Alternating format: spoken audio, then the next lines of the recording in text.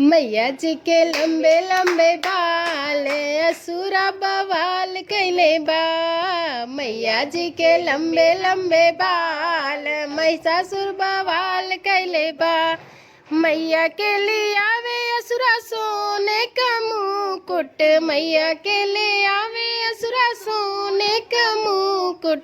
ओहु के कैली नकार महिषासुर बवाल कैले बा।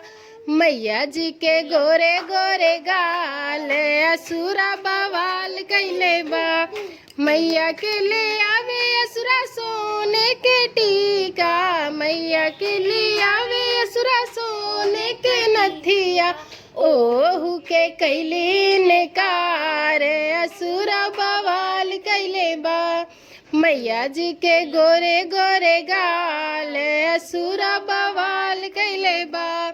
मैया के ले आवे असुरा सोने का झुमका। मैया के भेजावे असुरा सोने का झुमका। ओहु के कैली नकार असुरा बवाल कैले बा। मैया जी के लंबे लंबे बाल महिषासुर बवाल कैले बा। मैया के भेजावे ससुरा सोने के कंगना। मैया के भेजावे असुरा सोने के कंगना। ओहु के कैली नकार असुरा बवाल कैले बा।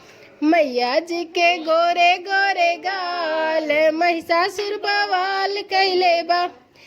मैया के भेजावे असुरा सोने का हरवा। मैया के भेजावे असुरा सोने के हरवा। ओहु के कैली नकार असुरा बवाल कैले बा। मैया जी के लंबे लंबे बाल महिषासुर बवाल कैले बा।